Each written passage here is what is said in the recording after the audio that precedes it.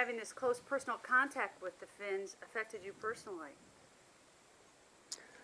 Well, I've always respected the Finns, and when I moved to Newport, which is my wife's hometown, back in '57, I got to know many Finns.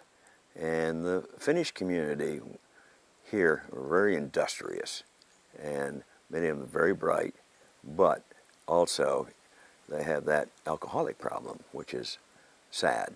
Well, how about in battle? How do you feel you personally benefited from having close personal contact with Finns? With that, in battle? Yeah. Well, with that Finn, it was primarily in attacking machine gun bunkers. And Kealy taught us how you could get fairly close if you got in defilade. It didn't have to be very deep, but you got in defilade and you're close, your chances of survival are much greater. Now, normally it's natural to be very fearful of going forward toward a machine gun position. And that's what happened in the battles I was in. We were trying to take out machine guns or bunkers.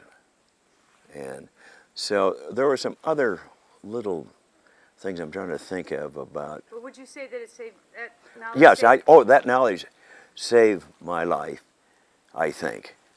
And Kealy was also a great believer in, which is part of the infantry tactics of hitting the ground, rolling, getting up, running, so, which is, pretty basic, but it's sort of hard to do.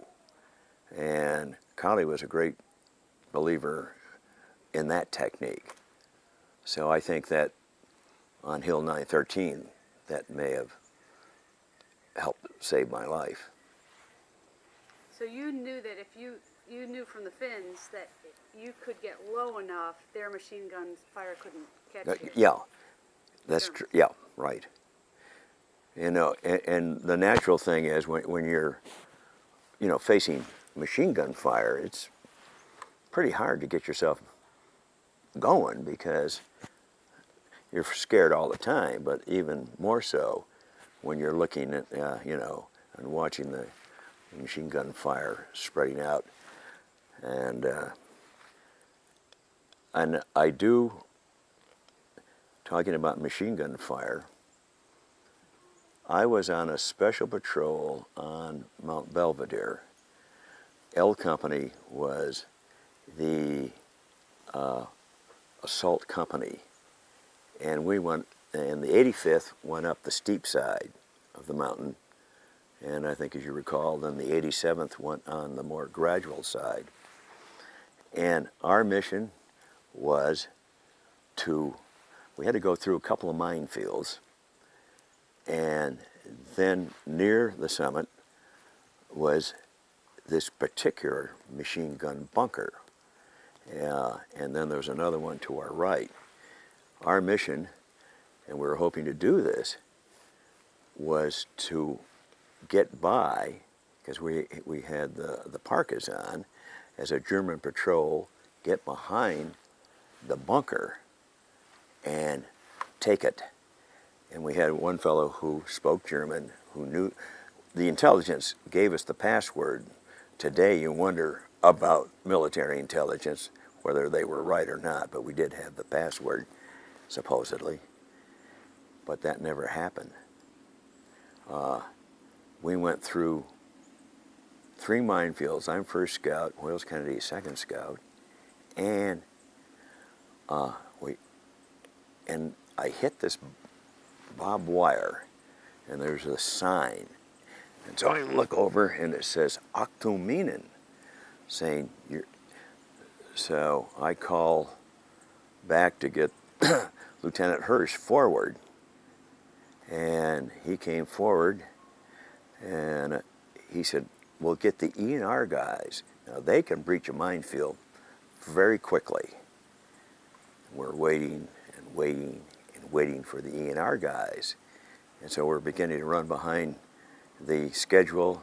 So Hirsch said, okay, Eldredge, you and Kennedy, you're going to take turns going through the minefields.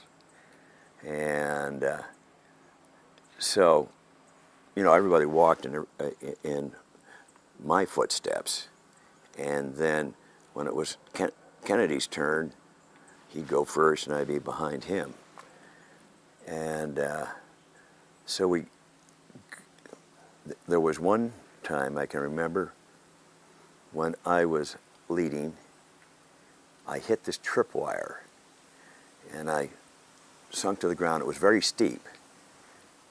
And it was a German S-mine, and it was tied to a tree. An S-mine is like a bouncing Betty, and it goes up and then explodes. And so I whispered, you know, mine, mine, mine, and so, because we couldn't really talk. And, I mean, speak loudly. And I could hear the click, and nothing happened. We were fortunate because those mines had been there for a long time. So they were rusted and they were frozen. And so we, the first, were fortunate. We get up, and we thought, God, we should be up at this bunker. And I looked over to the left and saw this sort of hump. You know, could see the silhouette. And I said to Wales, I said, I think that might be the bunker. Just as I said that, I think Wales was about 10 or 15 feet to my left. And the machine gun opened up, tore right between us, took off Wales' helmet, and we hit the ground. And so suddenly the rest of the squad gets up around us. Including finally the lieutenant, but it took him a while to get up there. But we are underneath the machine gun bunker. They cannot deflect their gun, so we're right there. And at that point, I could hear voices that I knew down below me, because we were going up an Indian file. So the rest of the company, they were in those minefields. And then when the Germans started lobbing in all that mortar fire, then the men began to run, you know, sideways in some of the minefields. So you had the sympathetic detonation, and these guys were being wounded and killed. You could recognize voices and, you know, the screams, and that was really unnerving to hear that. And here we are, 13 of us, at the machine gun.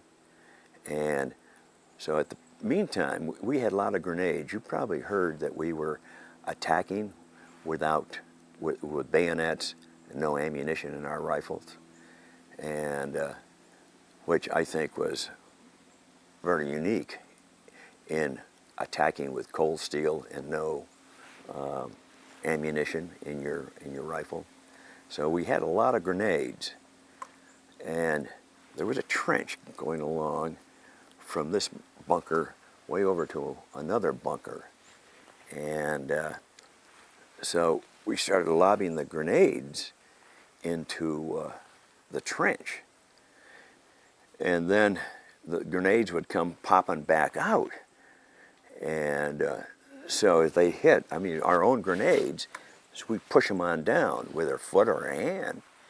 And, oh, excuse me, I got a cramp, Bill. Oh. That's what happens when you start telling lies. I hate when that happens. Yeah. So at any rate, then they had concussion type grenades. They're not fragmentation. They're designed for going to explode inside of a building. And thank God that they had those rather than their fragmentation. So they dropped those down, and they had a very time set.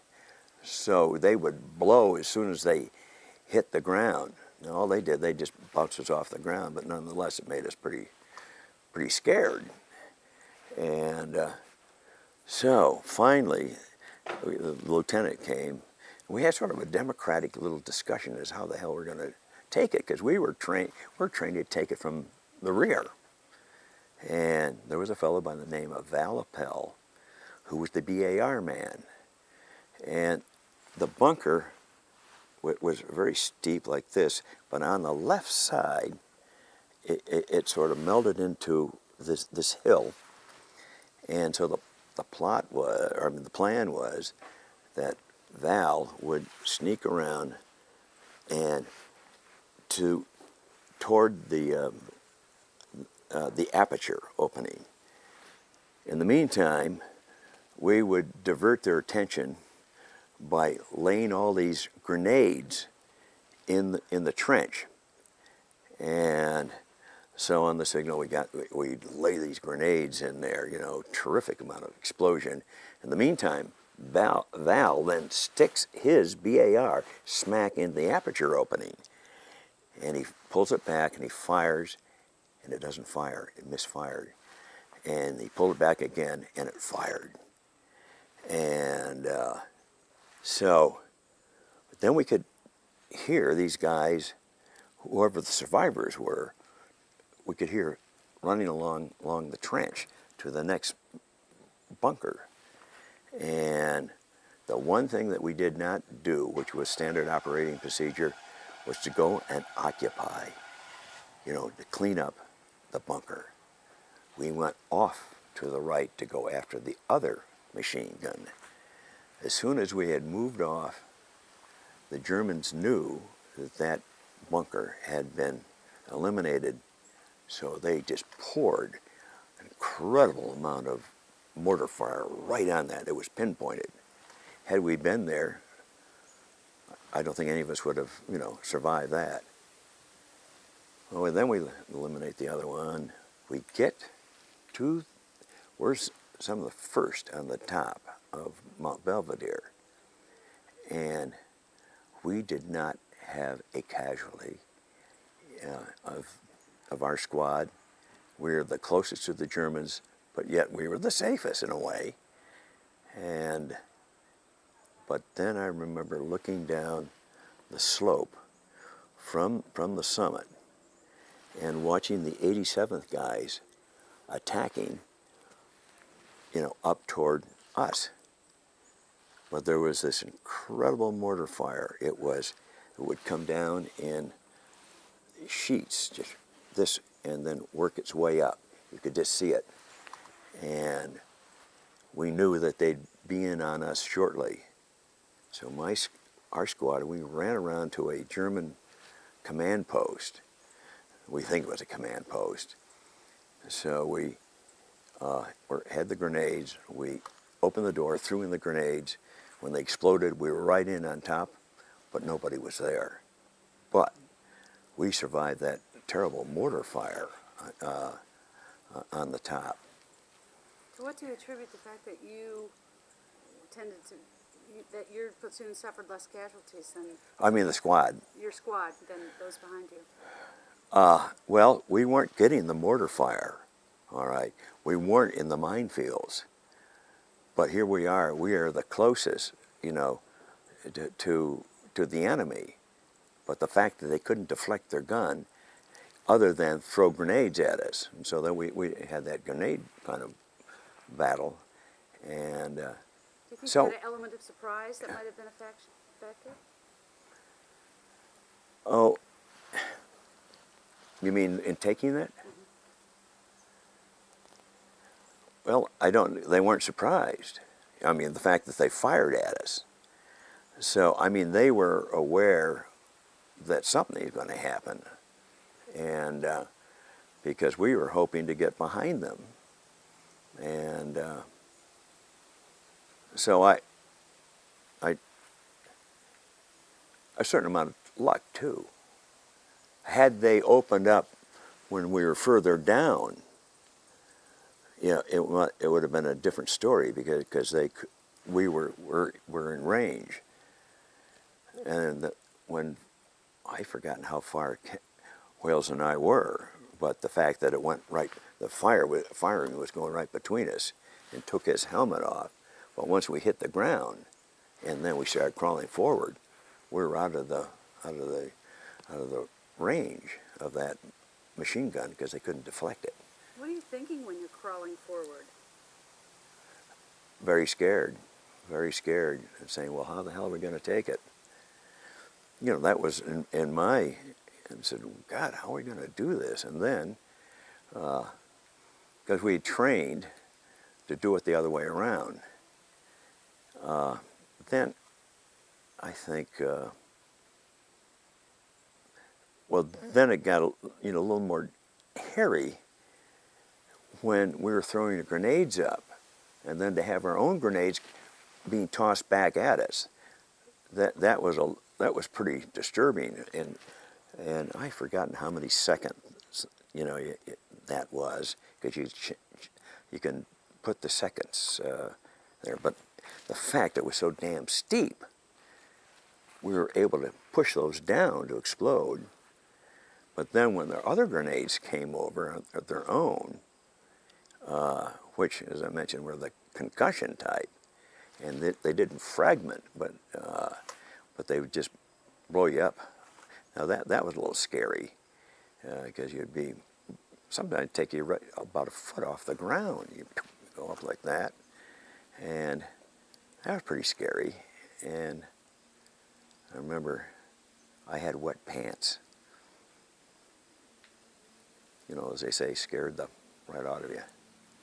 When you took the bunker with cold steel and grenades, tell me what was the purpose of having that particular order? Well, they wanted to neutralize those machine guns. But the cold, having no ammo. All right, this was General Hayes's order that we attack with fixed bayonets and no ammunition in our rifles, because if there was any firing, it would be the Germans and not us. And of course, we're considered green troops.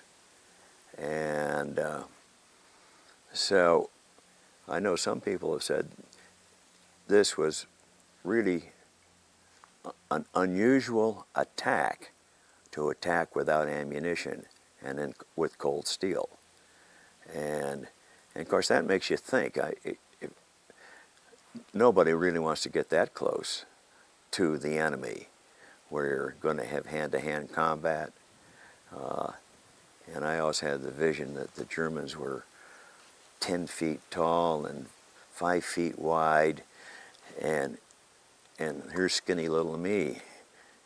And because of the training films we had in the Army, where they had how to use your bayonet, and these were training films, but it was, the Germans were big in these training films, and the Americans were sort of slim guys. And I always had that vision. I said, God, these guys are big, big guys. And what were they really? Of course, we did not see the men that we had killed, but we knew there were a number in there. So they're average, just like us. I mean, they weren't any different. Was there a point in that you were allowed to open up with fire then? Oh, after that, yeah. After they opened up, then it seemed that the whole front, there just was one hell of a lot of machine guns that were opening up, and then the mortars were coming in. And whether there was artillery, I don't know. I mean, there may have been, because of the steepness. The artillery goes way over the mortars, and the Germans were very accurate with their 50-millimeter mortars. They could lay them right on top of you. And once you had reached your objective, what happened next? Well, then we went and we took the second machine gun. That was a little easier. And I guess they knew that the handwriting was on the wall. And they were firing when we got there. But think they must have taken off. I don't know. And that's when we reached the summit. There were some other soldiers up there. I don't know who, because things get pretty confusing. Other than we knew that we were on the summit, and but it was looking down and seeing the 87th attacking, and then watching what that mortar fire was doing to them, and seeing men being tossed up in the air, seeing the legs, arms being torn off, and that was really, it was a terrible scene. And so we lucked out by, as you say, there's a certain amount of luck getting into that bunker. What's the chances of getting, bullets off your helmet and all it does is knock your helmet off? I would say the chances are very, very slim.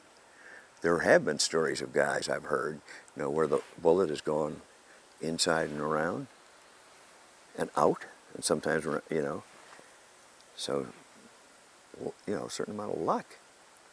Now, after Mount Belvedere, were you involved in Delataracha and how? No, we had to hold that Belvedere, and then there was Gorgolesco, which I didn't know at the time, but that was C Company of the 85th was taking Gorgolesco. Now the dawn had broken and it was light, and this was incredible. They got the machine guns up there because we could see the Germans. I mean, the Company C, and I didn't know it was Company C. I had no idea what company it was, advancing up Gorgolesco, and then you could see the Germans firing the machine guns, the mortars, and so we're up high and we're looking down. I think you remember the dip there in Gorgolesco, and then we would see Company C guys getting shot and falling down, and that was very that was terrible to see.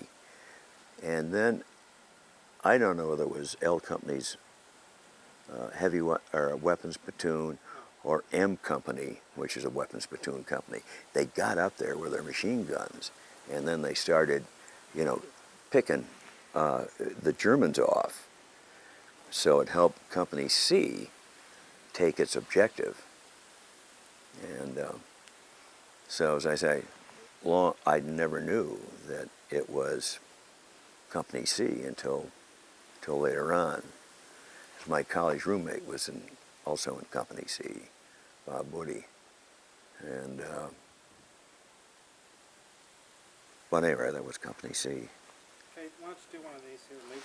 Okay, oops, Bill. Sorry, they're dollar store glasses. Next. What? What Oh, happened that. between then and 9/13? Oh, okay. Well, there were some counterattacks, and we were pretty spread out then because we lost a lot of L Company guys in the minefields and the mortar fire. So we were spread out. We, dug our foxholes, or occupied German foxholes, but we're pretty far out from each other, and so it was a defensive position. And then it was Delataracha. Now, in the meantime, we were having patrols, so our platoon, our squad, were involved in a lot of patrols going down to check out the German positions. We were mostly reconnaissance patrols, and then we would come back. But I can remember, this is several days later after Belvedere, as we moved down toward Gorgolesco and then the Delataracha, think it was the 86 attacking that. And I think that's where Toger Tokol got killed.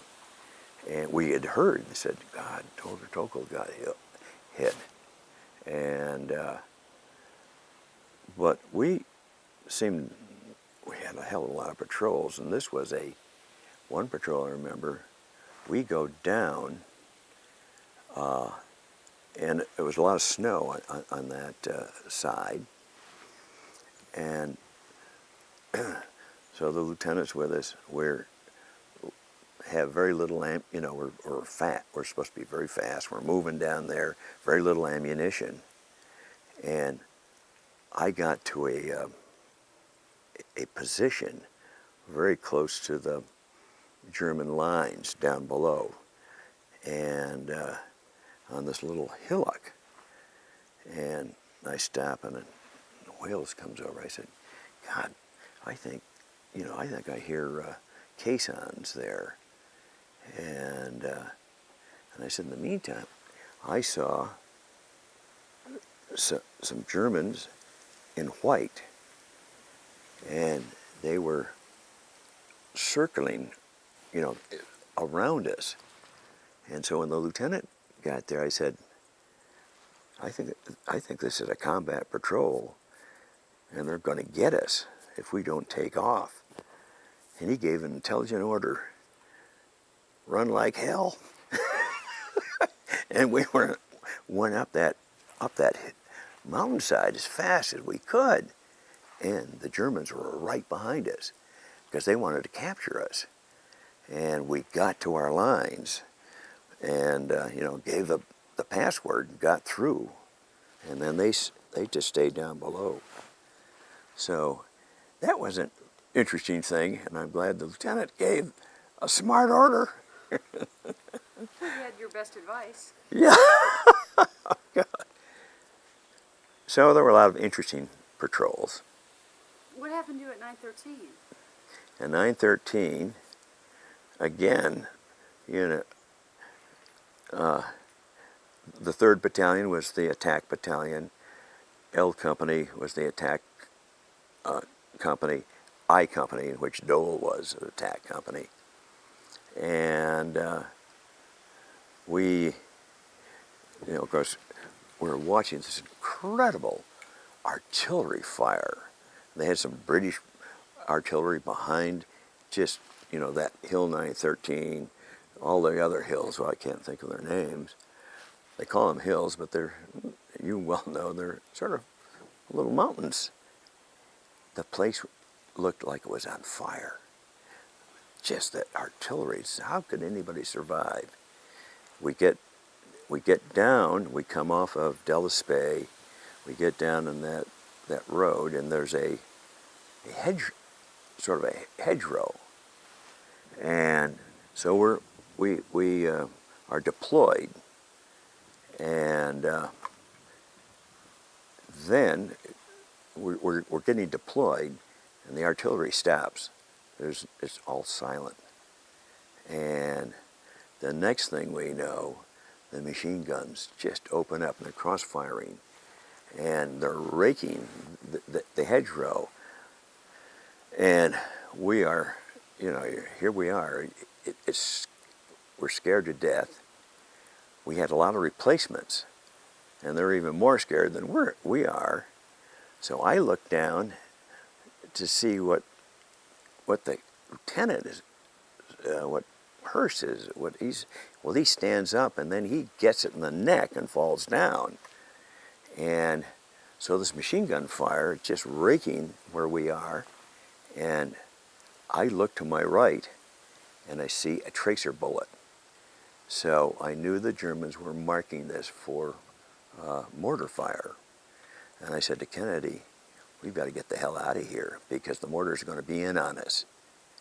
So then I jumped over the hedgerow, Kennedy jumped, and the other guys began to follow us up toward this one machine gun position, which was in a little, sort of in a farm and barn. And we're moving up there, and and you know, you hit the ground, you roll, you get up. And the next time I get up, I'm hit. And I thought I was hit by machine gun fire, but I can just remember sort of going up in the air, and then coming down and down. My rifle had been blown out, or I couldn't know what happened to my rifle. And then I hit the ground, and I can't see. And somebody, Wales Kennedy comes over to me and says, "Hey, Nuke, are you dead?" I said, "I don't think so." And found out. Well, anyway, he's written his diary, and I don't know if you've ever read it, called, it's Hale 913, but it's in Italian, and he describes that. But, at any rate, a guy by the name of Neil Dearborn, who was the medic that saved Dick Wilson's life and arm, was the medic that took care of me, bandaged me up and dragged me over to a shell hole. And I couldn't see, and no, I didn't know what was happening, but I could hear the fighting and firing up above me. And then momentarily I come to, and I had all these bandages, and I pulled the bandage down, and I could just begin to see. And then I noticed these Germans in that farm complex, they had rifle grenades, and they were pointing them, I thought, toward me, which was not the case, because the other, I think it was K Company, I don't know, who came through us. And, but that's when I realized I have these mortar shells on my back. And I said, oh God, I gotta get rid of these damn mortar shells. I was thinking about sympathetic detonation, and I had 2 of them in my mountain jacket. So that's when I got up, and that's when I realized I got hit in the legs. So I got the mortar shells, and I threw them as far as I could. I didn't have any rifle, and I got rid of all the grenades but 2. And then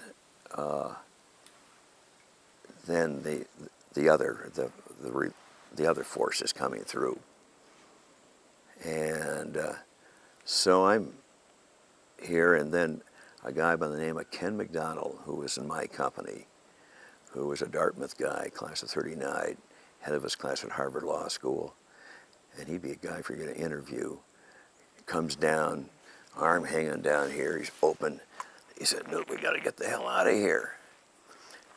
And I said, "Well, I can't walk." And so he came over. I had, 2 good hands, so he was able to help me as I went along on my knees down to this culvert. But there are a whole bunch of guys, and I don't remember what company or battalion it was, they were in the same position that we were. And Ken said, "You guys got to get the hell out of here. If you don't, the mortars are going to be right on you." So in the meantime, Ken and I go underneath the road, the little the culvert, yeah. And then we start going up to the top of Delta Spey. We get to a command post. To this day, I don't know whether that was 5th Army, 10th, or regiment, whoever it was. It was a pretty big command post. And they're, obviously directing what's the campaign. And so the artillery is coming in. And so we bang on the door to get in, and they won't let us in. I think this is probably the most bitter moment I ever had. They will not let us in, because one of the officers in there said, "You're going to bleed all over our maps."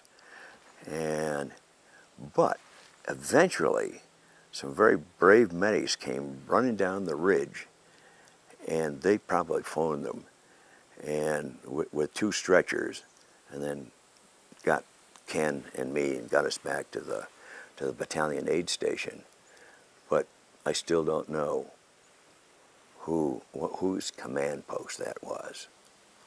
And but that was a very bitter moment. And so we get back to the battalion aid station. You know, they have triage, and then there were a number of German wounded there.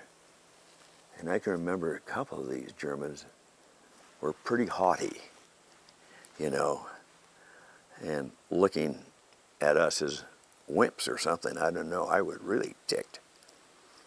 Well, Ken and I got first we were put on a Jeep on the front, you know, and then we got to another aid station, and then they loaded us into an ambulance, and I'm on the bottom. Ken's to the right of me, and a couple of guys up above, and we're getting out of this hot spot, and the guys, and one guy on top of me was really badly wounded, and a couple of fragments as we get up to, you know, I couldn't see, I didn't know what was going on, but we were going like this, and we got up, and there was a shell that came by the ambulance, and some of the fragments went right through the ambulance and hit the guy above me. You know, I heard him gurgle, and then that was it. So we got back to what was the field hospital then. So then eventually I could get home, but Who would ever think you'd be killed on an ambulance? well, you know, because they were right there at the front. Yeah, but it was incredible. How did you come to be an acting sergeant? Well, because we didn't have very many guys left. And so it was, you know, temporary. I mean, I thought I would get to be, what's the next thing, you know, the 3 rockers. And, but when I got hit, you know, and I was in the hospital, I didn't pursue it. I said, happy to be where I am. When you were a scout going through the minefields on your way up Belvedere, what are the things that you're sensing or looking for, especially since you're working at night? Well, of course, the first minefield, we were completely unaware that we were in the minefield. Now we had these maps and everything, and when you're in an actual situation, things sometimes just don't work out. And so we didn't know that we were in that first minefield, but it was the second and third minefield where now you just don't like to do this. I mean, but you're under orders. You've got to go through and just praying that you don't. What sort of things are you looking for or trying to Well, sense? it can't. Well, it was dark. All right, you can't see. I mean, you know they're tripwires. You know that there are shoe mines. The shoe mine, you step on the shoe mine, then it blows your foot off to about here. Now, you know, there's a lot of snow and crap on the ground, and so it was very difficult. I mean, if you're during the daytime, you might be able to do it, but you learned how to, training how to breach minefields with your bayonet. But there wasn't any time to do that. And You're saying you did this blind? what? You did this blind? What? At night? Yes. Well, couldn't see the thing. But we were supposed to have these ENR guys who could breach a minefield very quickly because they were skilled in doing this. And, but they never appeared. So would you say you're more or less doing it, feeling your way up? Well, I should say walking our way up, yeah, or climbing our way up because it was getting steeper and steeper. And the only mine that I saw, you know, when I hit that tripwire, and you do look for tripwires, but it's pretty hard at night. And the only reason I knew I hit the tripwire was it got caught in my boot, and I pulled it, and that's when it was on my left, and I knew it was an S mine because I could see it tied to the tree, and that's when I whispered to all the guys and said, "There's mine," and so I pushed myself down. But of course, you're on top of mines anyway, so you don't know what the hell's going to happen. But figured they wouldn't be that close, and then when that mine, when you know, tripped, it made the clicking sound. I was waiting for it to blow, but I felt it was far enough down and knew it would go up. I might be okay, but thank God it never went off. Cut. End of tape.